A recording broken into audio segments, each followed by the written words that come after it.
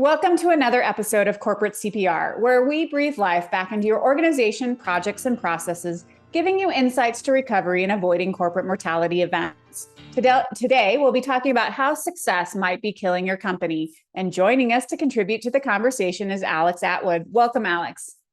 It's a pleasure to be here. Yeah, we're so glad you could join. Can you share a little bit about your background? Well, my background is mainly in the staffing industry. So I got into an industry that is all about people, for people, where the product is people. So a lot of human beings and human element in the industry I was in. Absolutely. I actually currently am still in. Okay, excellent. Well, we're going to talk a little bit, about how success can be killing your company. And really, when I think about that, I think about how once we're successful, we often get complacent. And we all know that complacency means you're probably not so quick to move. I'm curious if you've seen that and seen that impact where it might cause a mortality event for a company because they got complacent. Well, I think it could cause a mortality event for an entire industry if they get complacent. I mean, if you think about the, taxi cabs and you think about the way people thought about getting rides prior to, the ride share boom, it happens in entire industries. And now with AI and with all of the advancements in terms of the way information can be compiled and how just so many different companies are going to form and how many different companies are going to need to adapt in the face of just emerging technologies alone. So yeah, in terms of the staffing industry specifically, has been around for quite a long time.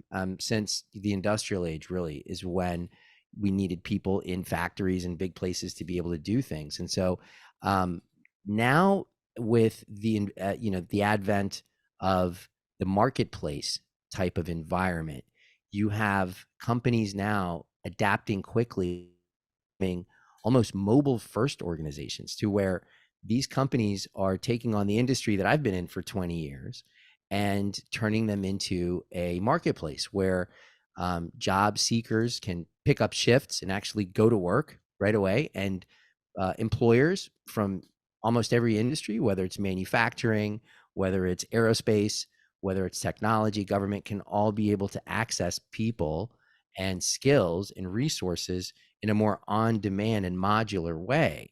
So for, the old guard in the staffing industry to catch up, it's a lot more than just building technology. It's really building a mindset. It's shifting who you are as a business. And some leaders in some industries aren't ready to make that shift. Yeah, you talk a lot about having a transformative mindset, and I guess it sounds like that's kind of even what you're talking about here. So, what's the difference between the mindset that maybe the majority has and what a transformative mindset looks like?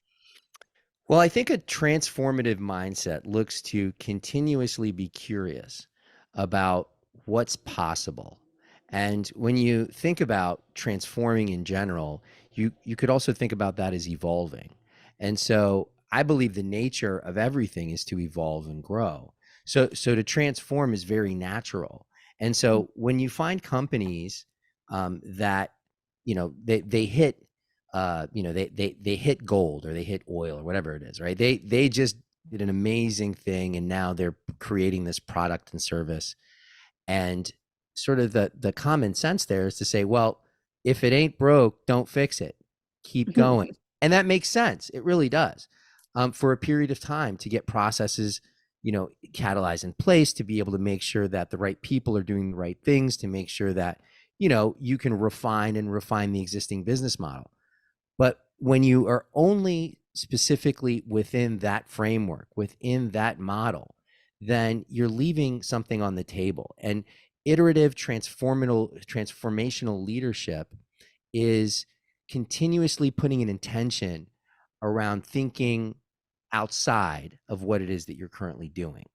And I think, this sort of mentality started mainly with software companies early on because there was just so much unlimited possibility to what technology could do to advance, all sorts of parts of life, particularly business. So you had to continuously put together, brainstorming sessions, very open thought processes, making sure that everyone felt heard. And in the environments that they created, they made them intentionally relaxed, focused on employees, giving them space. And that's where in the early 2000s, we found all of these incredible ideas coming out of the tech industry, and other companies started to take notice. So that starts with really the way you treat your employees, which comes from the leadership, which comes from what's important and what's the vision and what's the mission and what's the purpose of the company. So it really is a DNA change.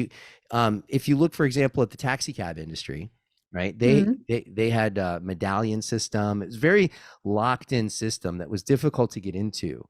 And when suddenly this thing came out of nowhere that emanated from cell phones, the industry wasn't ready for it. And even to this day, they have apps out there, but they're just not, they're the taxi cab industry with an app, which is much different.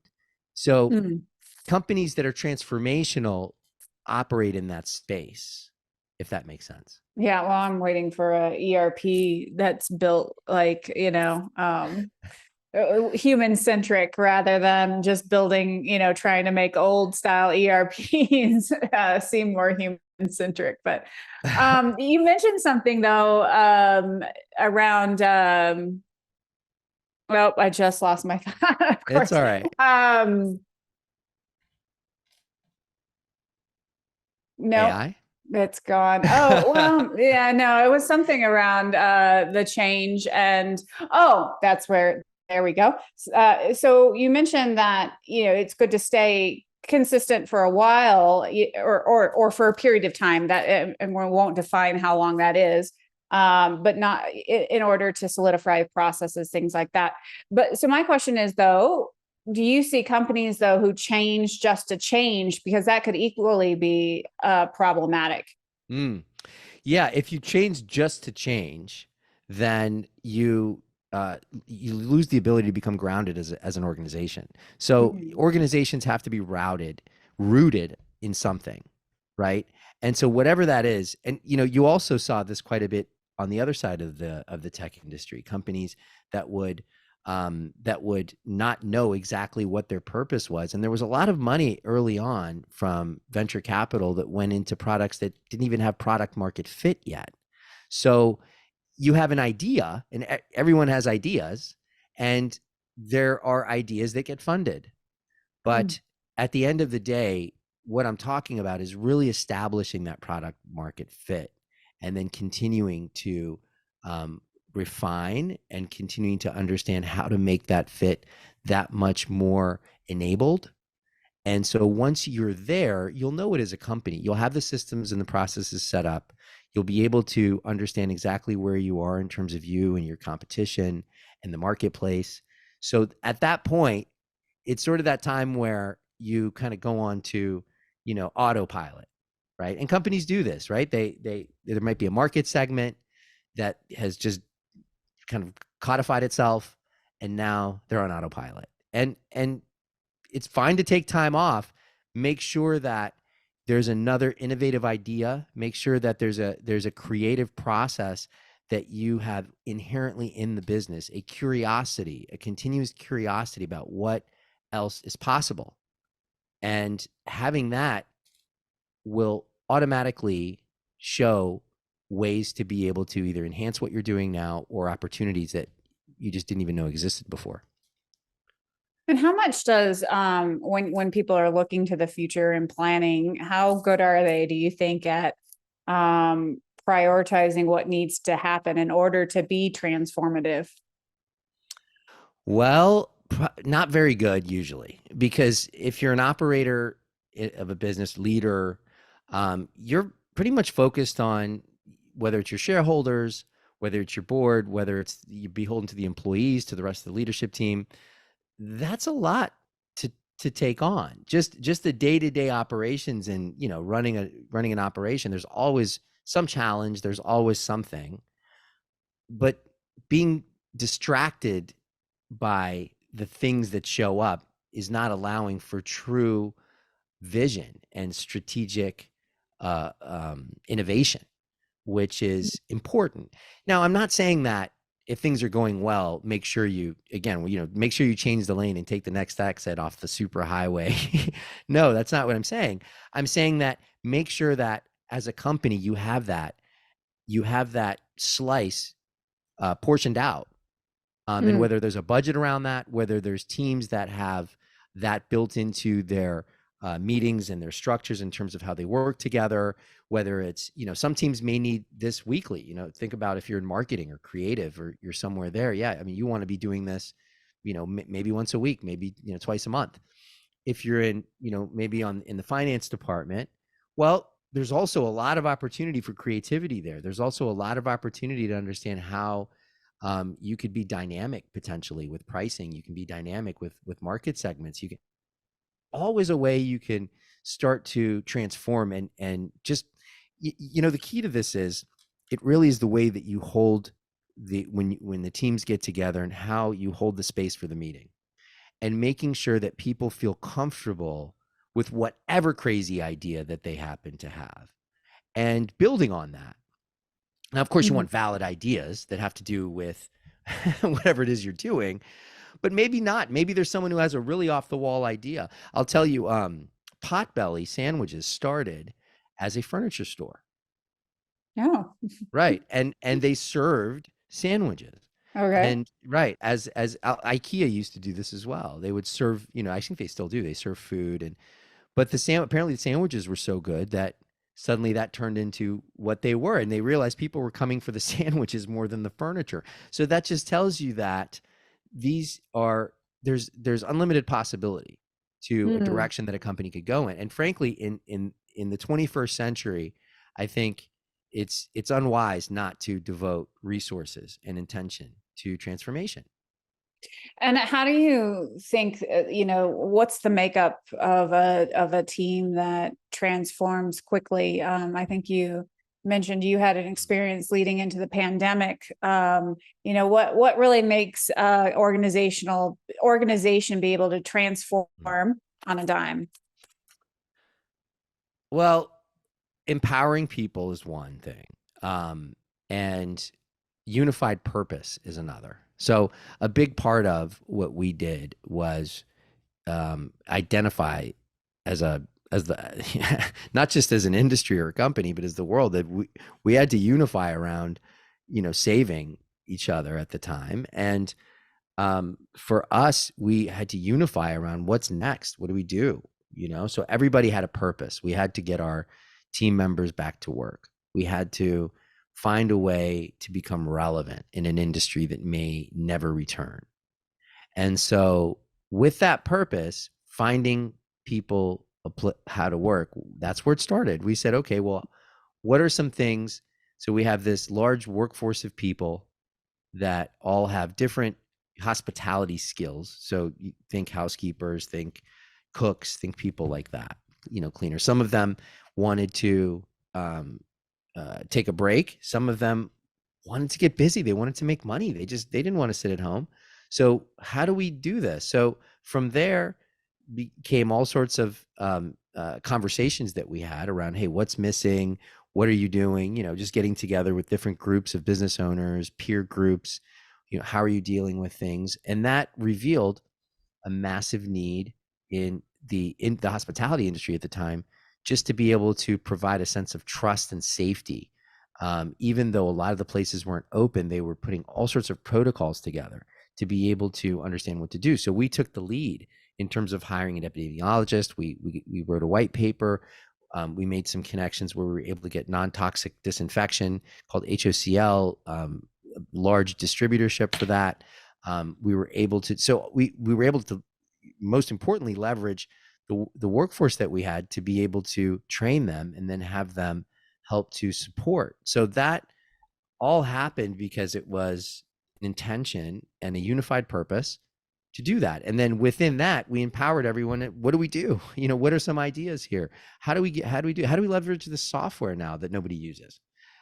Right? How do we use this training that no one cares about anymore because no one's going out to eat anymore? So it came from that need.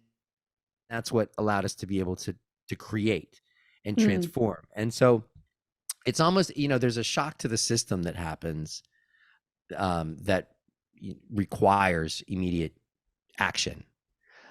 There's also companies that are coasting along, wondering, whether there's any way to be able to recharge your organizations, whether their competition has secrets that they don't have. Why is a particular company doing well in a particular region? So if you're a transformational company, you're always on the forefront of that. You're always on the edge of what's being thought of and created. And just to generate ideas as a group has others go out on their own, because people naturally like to create or generate or think of ideas. People have a natural need for acknowledgement. And so if you can have that conversation be productive, the key is non-judgmental, which is extremely difficult in any group, right? Why did Sally say that? Ugh.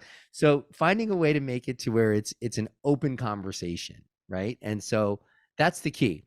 And so there's a level of comfort there. I think empowering people and culture, very important part of all of this. And I think more and more leaders are realizing how profitable it is, and to have an empowering culture. I think a lot of leaders think that an empowering culture comes from some sort of retreat that they may go on to, or pizza Fridays, or, hey, we drink beer in the office on Saturdays when we paint our blah, blah, blah. No, empowering culture comes from within. It comes from true connection between people, and that comes from leadership. They allow that to happen by practicing in that. So leaders really get to take on how to become as vulnerable and as empathetic as possible, to be open and authentic with their teams.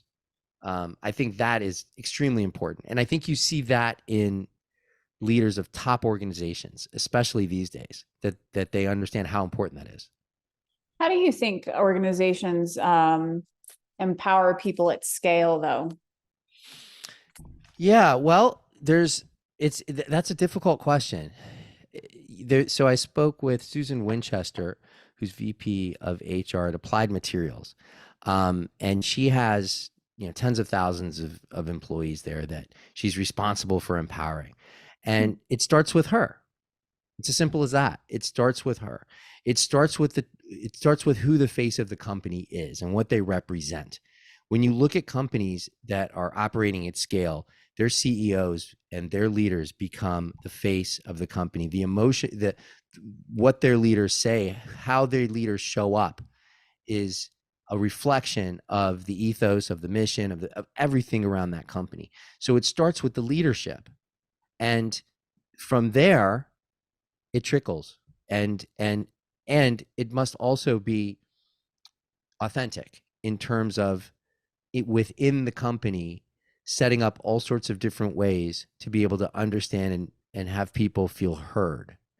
Really getting to know people is important. Making that a part of your onboarding. Hey, this is who we are as a company and what you believe in as a company. Making sure that other people understand that and understand why it's important to the company, and listen for feedback.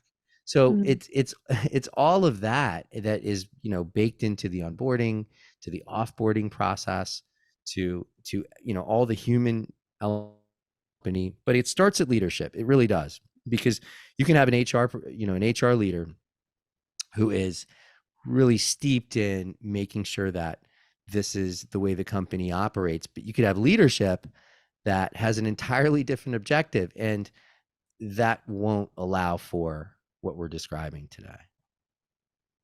I find, though, that it even boils down to, differences in leadership style. I think, especially in a remote world, I find that some people just get really nervous around. Well, empowerment requires a lot of trust. And how do you know that the people you've empowered are going to make the decisions that need to be made, or if they make a mistake, obviously learn from it, but that basically that they have the training, they have the vision, they have everything they need in order to make a decision that's aligned with where that organization is headed. Mhm. Right.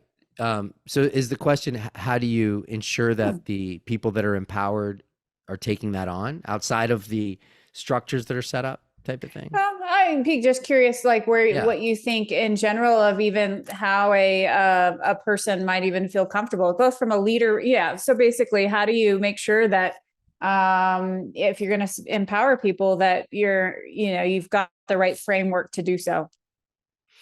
Mm. Well, it's important to have the right framework. It's also important to keep in mind that people are people and people are imperfect, Mm, and that if you truly are looking to build a company that is people focused, then having that be a key part of it is fundamental. So mm, you're empowering people to be able to set up um, environments where the conditions are set for people to feel comfortable. So how do you define that? Well, it depends upon the company, right? So, or again, like it could be a completely distributed workforce, right? Which is frankly, I just had a conversation about this earlier today. I found that, and it's very interesting that even people who connect on Zoom, who see each other, the connection seems to be less than if you call someone on the phone. mm, And I thought that was very interesting. And yeah. I sort of agree with it, because as I think when people are kind of set up on their Zooms, they're portraying whatever it is they're portraying, whether it's a background, whether it's a certain sort of image they want to portray, but they tend to be a little bit more themselves over the phone, and sometimes, especially if they're in their daily lives. I say all that because the distributed and the remote workforces need even more of that connectedness, that camaraderie, that peer group. Like, Mm, and I remember early on in the pandemic, we happy hours and showing things to, hey, this is my cat, this is my dog. People felt more connected because there was a unified purpose and everyone was going through the same thing. And then it started to, as sort of the theme of this conversation is, it started to become more of just the way you do things, and then people stopped being as authentic, and it turned into, so it really is, again, it goes back to sort of how we started the conversation, that it really does come back to always wanting to transform in certain ways. And it doesn't have to be the product you're selling. It mm, can be the way that you manage your organization. It doesn't have to, that look, your customers will see it. Even if you don't change the mm, product or the logo, if you change the way the culture and the people who are providing the service, creating the product, whatever that is, the customers are going to feel that. They're going to know that. Happier people are just happier, easier to deal with. You prefer them. And it's just sort of how it works. In the world of technology, it's a bit different. But at the same time, even if you're using a technology tool, the value and sort of the intrinsic way that technology relates to you, someone is creating that. Someone is taking time. Groups are getting together to understand together how it is that they can allow this to be more and more enhanced. We can have a conversation about whether that's good for humanity, but but all companies have to, or I should say they get to, put together transformative types of environments for their team members. you talk a lot around, at least at the beginning, around intention. And I'm wondering if you want to mention anything else there on what that means to you, because it sounds obvious. No play on words here, but it sounds very intentional, but I don't mean it like that. Yeah. Well, look, every company identifies company culture as something important, Mm, right? Um, Most companies, I should say, these days, company culture is all the buzzwords. It's all about how do you enhance company culture, culture, culture, culture. yeah. What's the intention behind enhancing your company culture? That's what the question is. What's the intention? Is it because that's what you think you need to do? Is it because you want to have a more energized office? Maybe. Mm, Is it because you want to actually connect with. I mean, I don't have the answer to that question, but the intention is the key, because once you discover what your intention is, that will then drive what company culture looks like for your organization. So it's really the intention. It's getting kind of behind everything to say, what is it exactly that's driving this? And so when you think about a decision point, which we all come to multiple times a day, if you take a step back and say, what's my intention here? It could be, am I fearful that this will potentially blow up in my face? This potential idea that I want to present to these, you name it. Mm. Is my intention just to create something new and get feedback? So when you have that intention, the way you present and the way you move forward is much different. And it just Mm. allows you to have some self-discovery. And I think as leaders, it's very important that we are looking at ourselves and evaluating. I shouldn't say evaluating. That sounds like judgment, but having an intention to really dig deep. And I think all of our organizations benefit from that.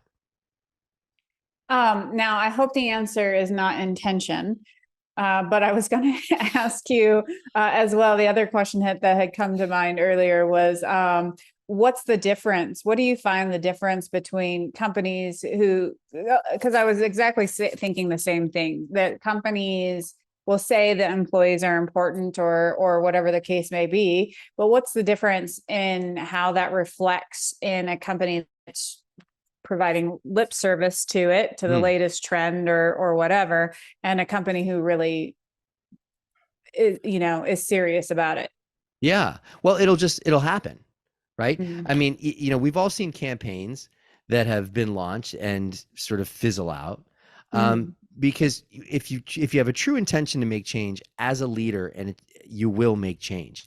Leaders who are effective can cause change. That's part of what leadership is. So if the intention is true, then, and it will be then a part of the DNA moving forward.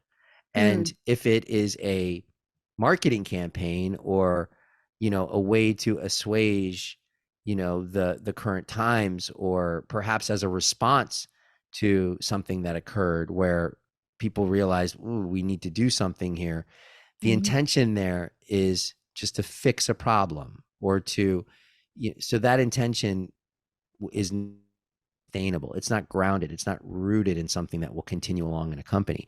And all of us as leaders, no matter the size of the company, have all had initiatives come, budgeted, executed, and then fizzled out, died on the vine, whatever happened, something else, something else, took precedent, whatever that looks like. So the intention behind driving company culture is something that's just pervasive throughout. Yeah, hope that made sense. Yeah. Well, I was curious, when I was reading your background and stuff, what is psychedelic therapeutics? I want to know a little bit I didn't about know you that. were going to go there. Well, it was there, so now I've got to know. And how does that tie to being a transformative company? Even better. Well, it's funny that you say that, because actually some of the most transformative companies have taken, the top leaders of the companies do all sorts of different types of retreats, all sorts of different types of experiences, whether it's the founders of Google, Larry Page and Serge going to Burning Man, or whether it's just what's really happening in the space now, which is lots of athletes. People are looking to break through self-limiting behaviors. They are taking on lots of new and interesting ways to be able to do that. And one of those things is psychedelic. So funny enough, I was part of a retreat experience that friends of mine invited me to. These friends of mine were, they're still type A's, but now they're taking their type A personalities, and they've exited this was 10 years ago when they'd done this, but they'd exited their companies and come Mhm. together and take it, their mission, and what they did was take other type A, leaders into the jungles of Costa Rica and drink ayahuasca and then ideate, and lots of people that I met. As a matter of fact, everyone that I met in that organization, in that retreat space, in that tribe, I should say, are all business leaders and incredibly powerful people. Not powerful, I mean, very powerful in the sense of, in business, but also just powerful people in the sense of their own lives, in the way that they just kind of taken power, agency over themselves. And us as business leaders, a lot of the times we don't have power. We think we have power, but the truth is, whatever it is that we happen to be working on any given day, or whoever our constituents happen to be, or what have you, they tend to feel disempowered often. And so having a very strong grounding is what came from the psychedelic work that I did. And it was frankly transformational. And it brought together a group of people that now are doing some very cool things in the world of business and in life in general, and healing and wellness. And so I find that a lot, business is and all sorts of organizations are all benefiting from just sort of the open mind and the destigmatization of things like psychedelics. And remember, back in the 1970s, yogurt was looked at as a very strange thing to eat, and yoga and meditation, all of these different things were thought of as very odd, very strange. And now their benefits are known. So I think there's more and more learning and curiosity to be had. But thanks for asking. Well, but I have another question. Oh, I'm great. sure it's more than it's a fancy term for doing drugs, right? So I assume there's some more than just doing the psychedelic, right? So like what is the thing that I guess unleashes it, or however that is? Yeah. So basically, when you come together with a group of people, or even as an individual, to take part in anything like this, when we talk intention, that's a very important part of that. What's the intention? And then as a group, you come together on Zoom calls, and you learn about these people, and the idea is that it's very open. You are there to put your intention into this group along with everyone else. So you're talking to people about things that are very personal, but everyone is experiencing the same journeys, what we're all learning. We all have our different flavors, but we're all experiencing that. So that happens weeks before you ever meet. So once you meet, you're coming together. You already know, a little bit about each one of these people. And so you've already sort of set that relatedness. And then there's, in our case, there was a shaman. There was quite a few different types of programming that we went through, in terms of whether it was, some of it was relating to ourselves, some of it was conversations and writing down and journaling and together as a group. And so there's all sorts of interesting, activities that you do as a group together, and they're all meant to open up and become, connected with yourself. And there's breathing things. So by the time you sit in that, psychedelic circle, you've all gotten to know each other, and ideally you feel comfortable with the group that you're with now, and they're curated in a way. So, there's groups of attorneys that'll go on this, attorneys who probably need a lot of this, but there's groups of, folks from academia that'll go together. There's a lot of times of the relatedness in terms of industry. So that, you'll come together, you will take part in a ceremony, and in that ceremony, you will experience what you experience as a group. And then you will usually drink soup afterwards, and very light talk, because you're still sort of, in that space. And then the next day you come together and you discuss your experiences. And it's sort of a free talk. Hey, tell us about your, or, you just kind of just speak around what the intention was, what you saw. And you do that over a few days. Hmm. And then you start to meet weekly afterward. So the key is integrating what you learn in that experience into your life. A lot of the times what happens is we discover that a lot of the stuff that we care so much about really gets in our way, and things start to just reveal them. Big problems or issues you've had with people in the past start to suddenly unravel as all of the different things that we've taken on as being our strong suits and all, they sort of just weather away, and you see things a bit more clearly. It's actually an incredible Hmm. experience. And so when you can take that into your daily life, well, you make that phone call that you haven't talked, that person you haven't talked to in a while, that you don't even remember why, and suddenly something's revealed in that connection. So you just start to become more of a, you become more open of a person. It's an incredible experience, and it's not for everyone, because it is, some of these experiences are, I mean, they're it takes work. These are not Hmm. tasty substances, and what they do um, isn't always pleasant. But what you receive in my experience is so much greater than what you sacrifice in going through it. And like anything else, it's a challenge. Hmm. I personally hadn't taken any psychedelics really before this experience. So it was a challenge to me. I didn't know what it was going to be, physically to me, health, well, they had a physician there.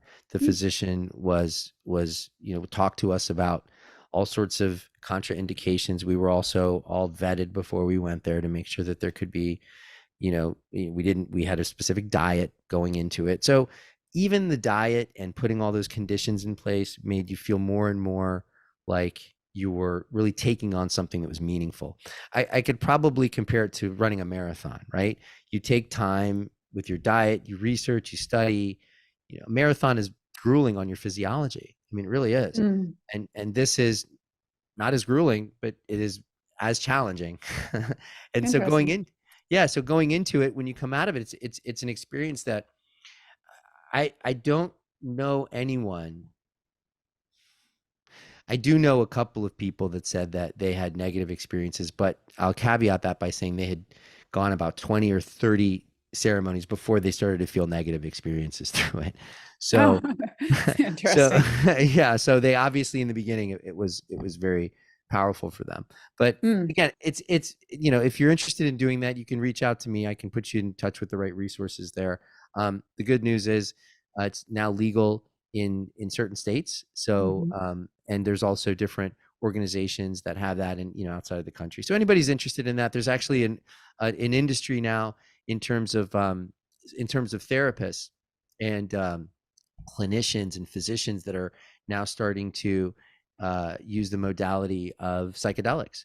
The Johns Hopkins research has just come out incredibly powerful in terms of its efficacy on PTSD, on depression, and so the research is now being done, and I think it's the future of mental health personally, and it is powerful.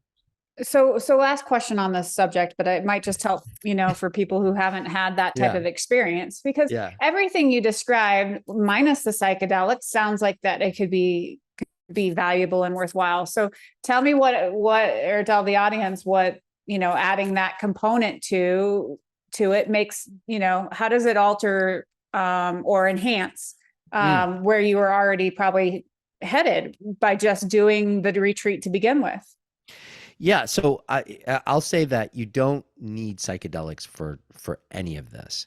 There Mm. are people that are able to commit to consistent meditation, commit to lots of different types of ways to be able to sort of dig into themselves and become more whole people, and be able to connect with others. This is a way to be able to do that, to get there in that doesn't, at least initially, require the level of commitment over 6, 8, 9, 12 months. So basically you can absolutely, I practice TM, so I've been consistent over the past, I don't know, 3 years now, and it's incredible, and I haven't had any psychedelic experiences in 2 years. So I feel as though I don't necessarily need any other psychedelic experiences.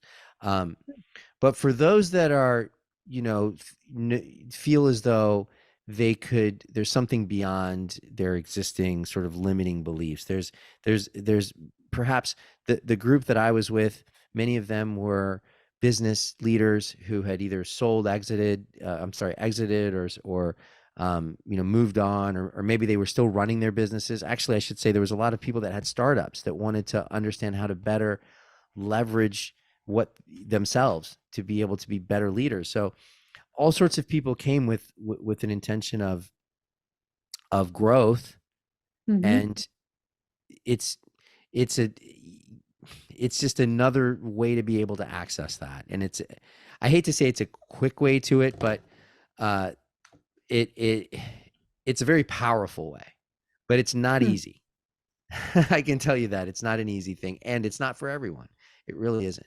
But if there's one thing I can say, there's so many different ways to be able to access uh, uh, the inner sort of work, and it these days it's becoming more and more commonplace to see, specifically for business leaders. Where I mean, we have a lot to we have a lot as business leaders that we're responsible for, and Yep. we wear that on our shoulders. And so finding ways to be able to lighten that load is important for us, for our lives, and for our employees, and for everyone that we're around. No, absolutely.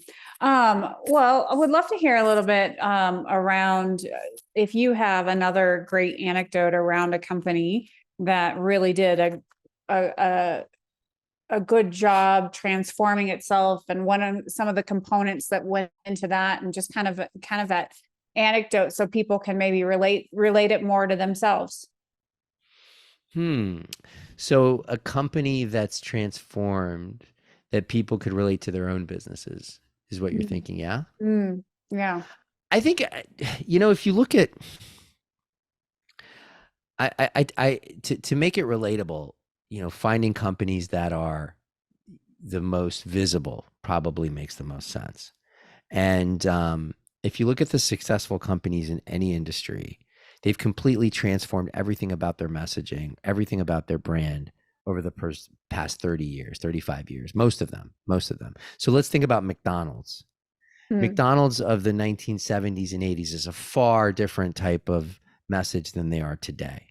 McDonald's has now become ubiquitous with, I don't almost health and fun, and maybe not health. Maybe maybe that's not the case. Well, yeah, before you go there, I haven't been to McDonald's in the US in years, Yeah. and found out they don't have salads anymore. So Oh, talk really? about, Okay. All right. yes. Strike that. Strike that. They Strike took it out at the that. beginning of the pandemic. I researched it when I went there the other day. I'm like, Hmm. what do you mean you don't have a chicken wrap with, because it has a salad in there? Like, yeah, Yeah. we've got nothing that has lettuce other than the lettuce that goes on the burger. It's like, oh. But anyway, Wow. yeah, Yeah. because in Yeah. other countries they still have it. So I was just Yeah. It's, yeah, totally yeah. shocked. I'll say McDonald's, from my memory, used to be Mm, more driven towards kids, towards children. I mean, mm, their yeah. main mascot was a clown, and their Happy Meal was what they had front and center. And no longer, now they're value driven. It's all value, value, fast Mm, value, value, value. I think that started maybe in the mid to late 90s, but I think it accelerated over time, and they've mm. become almost like a meal replacement type of organization. I don't even know that they appeal to kids anymore. I think kids probably like McDonald's just because everyone knows what it is, but I don't think they necessarily aim for the kids as much as they used to, and that's good Mm. because kids could use better diets. Well, yeah.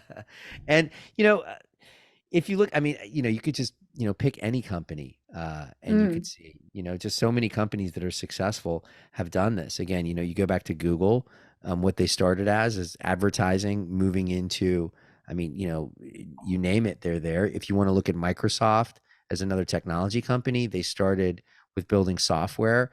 Then I think one of their most profitable revenue generating sources was the game. And now they're getting into the cutting edge of AI with huge investments in companies like OpenAI. So, and then again, I don't know. I can't think. I have to think of some other industries, but I mean, you have to be able to transform in Yeah. order to be able to stay relevant. I mean, the world is just changing so incredibly fast, and if you don't change, you're going to get stuck. I mean, you'll just get left behind. Well, absolutely. And I mean, and it just keeps increasing at an increasing rate, seemingly. Yeah, Um, yeah, so it's definitely a very different world now than it was just a few years ago. I agree, Mm. 100%. Well, Alex, this has been a really fun conversation. Would love to hear what 3 things you want to leave top of mind for people. Oh wow, oh wow. Well, I would say that be curious. Be Mm. curious. Be curious about your organizations. Be curious about yourself. Lean towards being curious. I'd say the second thing is to, um, as much as you can, empower others, and whatever that means to you, whether it's starting with empathy or whether it's just listening more, talking less, empower others. And then Mm. finally, just have fun. I mean, really have fun. I feel that um, when our vernacular has been sort of rough for many years. Hey, we're gonna go to work and grind it out, and we're just gonna, and you can be more productive, you can be more creative, and you can enjoy it. You can have fun. Any circumstance you're allowed to have fun with it. And Mm. if you're not having fun for too long, I think you might be doing it wrong. So have fun. Oh, is that what's happening? I'm doing it wrong now. Well, I mean, I think, I know we're wrapping up, but there is something to be said for meaning even over fun, right? Like, Yeah.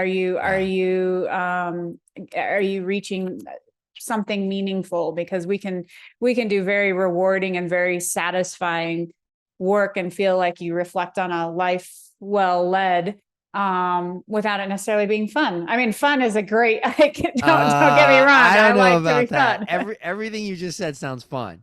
Meaningful life, leaving a mark on that's fun. I mean, that's great. That's joy. That's fun. That's what we want. So I would say no, no, no, no, no.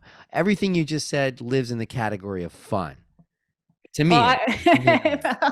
I just go back and think about, people who led very meaningful lives in Yeah. concentration camps. Don't think it was very fun, but it was still very meaningful, and how they touched people and helped people and saved people. That, I guess, is where my head goes. But I Yeah. agree with the joy.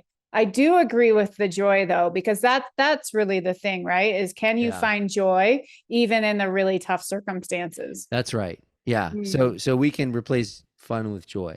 And I believe joy is available even in the toughest Mm. circumstances. Absolutely. And people will, or times have tried to rob joy of people, but Mm. it's all, but you can't.